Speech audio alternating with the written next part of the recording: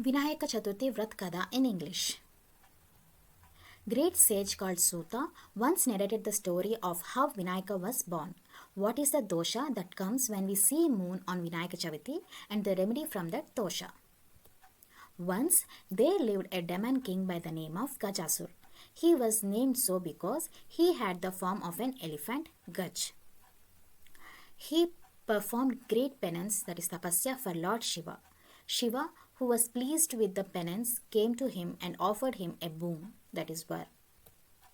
That demon prayed Lord Shiva as soon as Lord Shiva appeared. Then prayed that, "Hey Lord, I would ask you to stay in my stomach as boon." As Lord Shiva, known for his love towards the followers, agreed and stayed in the stomach of the Gajasur. In the meantime, Goddess Parvati, wife of Lord Shiva, who was in Kailash, that is the abode of Lord Shiva, was getting worried, as her husband was not be seen for many days. She searched and finally found that Lord Shiva was residing in the stomach of the demon Gajasur. Then she was very worried on how to get her husband back and prayed to her brother Lord Vishnu. Lord Vishnu came to Goddess Parvati. Then Goddess Parvati narrated the whole story of her husband and requested Lord Vishnu to help in getting her husband back.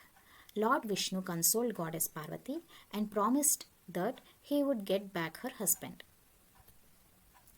Lord Vishnu, along with other deities like Indra, Brahma, etc., hatched a plan of getting Lord Shiva back. As a part of the plan, they decorated Nandi, the bull, as Gangaredu. This is a part of Andhra tradition, wherein bulls were disguised as musical instrument players, where all the gods took up different musical instruments. With everything ready, all of them went to the capital city of demon Gajasur. In the city, they started the show of making the bull move to their music, and it was magnificent and started pulling huge crowds. The fame of the bull play reached Gajasur, and he summoned them to his court. In the court, all the gods made Nandi play beautifully, by which Gajasur was impressed and asked the band to go ahead and ask for anything, and he would for sure give them. Listening to that, Lord Vishnu said that the fancy bull was no other than Nandi, the vehicle of Lord Shiva, and they were here for Lord Shiva. Listening to that, Gajasur understood that the one who spoke was none other than Lord Vishnu, famous for killing demons, and knowing that he had no other way out but to stand on his words. He once again prayed to Lord Shiva and asked for another boon, stating that his death was imminent, and so he prayed to Lord Shiva that to make his head to be prayed in all the lokas, that is Bhuloka, Pataloka, etc., and that Shiva should wear his skin as clothes, for which Lord Shiva agreed. Lord Vishnu asked Nandi to pierce the stomach of Gajasur, which Nandi did, and the Lord Shiva was out from the stomach of Gajasur. Lord Vishnu then advised Lord Shiva that boons were to be given on discretion and asked him to consider before giving boons to demons. Then all the gods left, and so did Lord Shiva, mounted Nandi, and left to Kailash. Birth of Ganesha. Knowing the arrival of Lord Shiva, Goddess Parvati feels relieved and happy. She performs Abhyanga Snan. This is a form of bath taken by applying oil to the whole body, massage until the whole oil gets into the body, and then apply gram flour to the body and rub so that the floor peels off, taking all dust. While performing the bath, she prepares a boy with the floor and installs life into it. Thus, the child is born. She asks him to guard at the front door as long as she is bathing and tells him not to let anyone enter the house. The child is now standing as a guard to the door of the house of Goddess Parvati.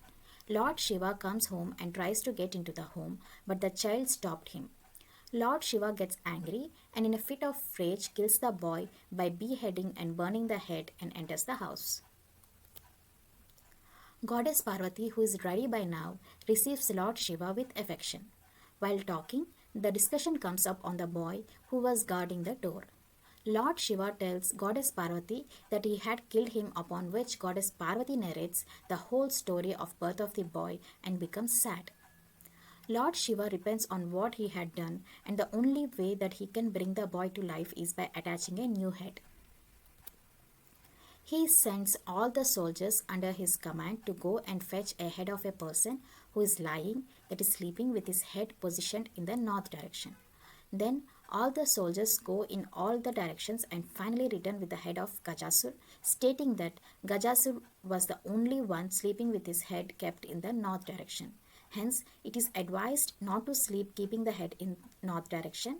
One more reason being that south is the position of Yama and no one would want to see Yama as soon as they get up. Lord Shiva then brings back the boy to life by attaching the head of Gajasur and named him Gajanan, that is Ganesh. He was given a rat by the name of Anindyuru as vehicle. Lord Shiva and Goddess Parvati, after few years, had another son by the name of Kumaraswamy. Kumaraswamy became the commander of the army of gods later. Kumaraswamy is also called as Kartikeya, Subramanya, etc. Commander of Vignas. Vigna means some obstacle that would come for any work before the work itself gets started. That is, you will get lot of troubles before you start the work and finally you will not be able to complete the work. Vignas will never allow you to finish the work as expected by you. Once all the gods, sages, meet Lord Shiva and pray him and ask him to appoint someone as a head to the Vignas. Kumaraswamy comes forward and asks his father to give the head of Vignas post to him, as Gajanan is short and fat. But Gajanan, that is Ganesh, also wants the post. So, Lord Shiva puts them to a test. The test is to go around all the worlds and to bath in all the holy rivers present in those worlds and return. Whoever comes first will be appointed as the head of Vignas. Listening to which, Kumaraswamy sits on his vehicle peacock and flies for completing the test. Ganesh, on the other hand, feels sorrow, approaches his father and prays him, saying, "You know that I am fat, short and cannot move as fast as Kumaraswamy. So I request you to advise me on how to win this competition." Lord Shiva responds to his prayer and says that if you recite the Narayan mantra and do circumambulate to parents, that is, circling around the parents, it is equal to bathing in all the holy rivers. Lord Shiva teaches Ganesh Narayan mantra, and Ganesh, reciting the Narayan mantra, does the pradakshina to his parents. Because of the effect of the mantra and pradakshina, Kumaraswamy always sees his brother Ganesh to finish the bath and leaves as he tries to enter for a bath in any of the holy river. Kumaraswamy returns to Kailash and tells his father to forgive him of his ignorance in recognizing his elder brother's capability and requests him to place Ganesh as the head of Vignas. So, Ganesh is named as the head of the Vignas and hence called Vigneshwar, Lord of Vignas.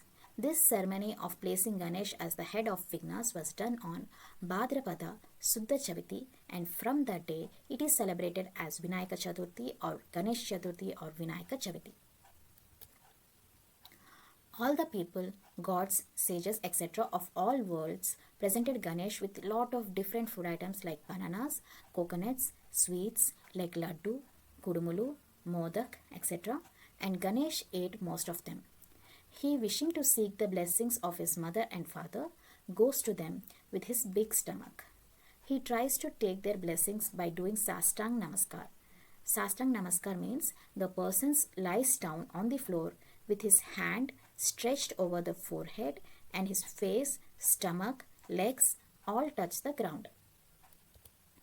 But because of Ganesh's big stomach, if he tries to keep his hand on the ground, his legs would rise, and if he places his legs on the ground, his hands would rise. Looking at the way Ganesh was doing the namaskar, the moon which resides on the head of Lord Shiva laughs and Ganesh is subjected to drishti, which causes the stomach of Ganesh to break open and Ganesh dies. Looking at his dead son, goddess Parvati gets angry and then puts a curse on moon that as her son died because of drishti by moon, the one who would see moon from now on will be falsely alleged or blamed, that is Nilapaninda, causing pain to them, that is the one who would look moon will be held responsible for the bad deed or crime that they have not committed. The Brahma, along with all others, goes to Kailash and gives life to the dead Ganesh and prays Goddess Parvati to withdraw her curse.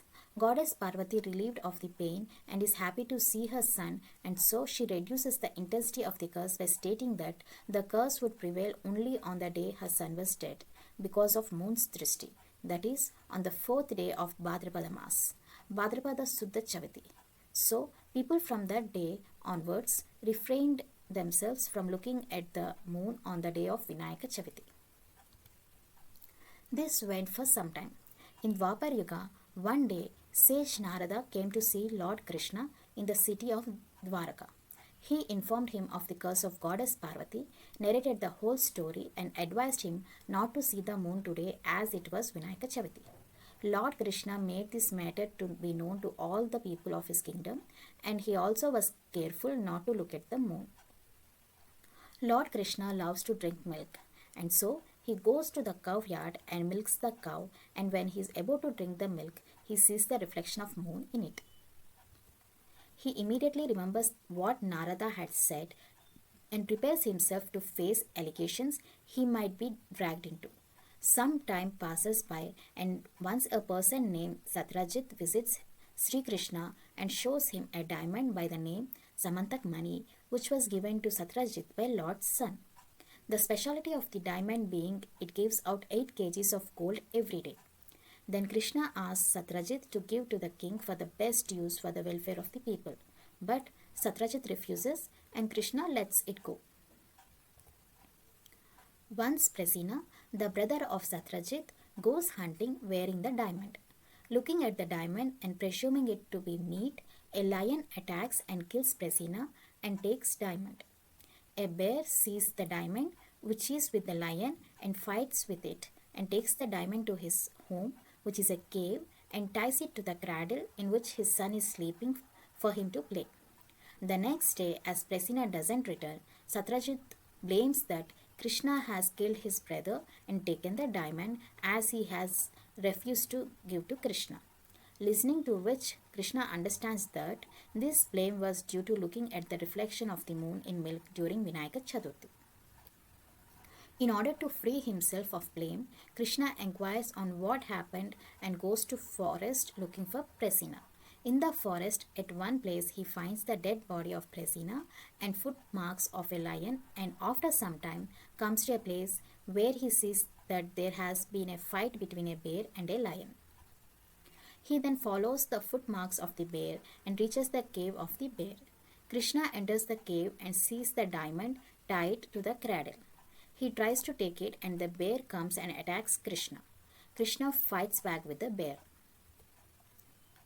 The fight goes on for 28 days and the bear loses all its energy and realizes that Krishna is none other than Rama. The bear is none other than Jambavanta, the kings of bears and aid of Rama in Treta Yuga. He then remembers how after the war with Ravana, Rama grants a boon to Jambavanta and Jambavanta foolishly asks for a duel with Rama, which Rama grants and says that his boon would be fulfilled later, and it is known that Krishna has come to fulfill the boon, and both Rama and Krishna are the avatara, that is forms of Lord Vishnu. He then prays to Krishna, who relieves Jambavanta of all the pains. Jambavanta, along with the diamond, also gives him his daughter Jambavati and requests him to accept her as his wife. Krishna agrees and returns to Dwaraka along with the diamond and the girl. He summons Satyajit, returns the diamond, and narrates him the whole story. Listening to which, Satyajit repents and offers Krishna not only the diamond but also his daughter Satyabhama. Krishna rejects the diamond and accepts Satyabhama as his wife. All the people, sages, then pray to Krishna and tell him that because you are the Almighty, you are able to prove your innocence. But what about normal people like us? Please show us some means to overcome the blame if we look at the moon. Krishna, pleased by the prayers, gives a boon that on Vinayaka Chavithi, those who perform the Ganesh Puja and would listen to the story of birth of Ganesh and story of Samantak Mani and put Akshintalu, that is rice which is mixed with turmeric and are used to do puja, on their heads, would be freed from the curse if they accidentally see the moon.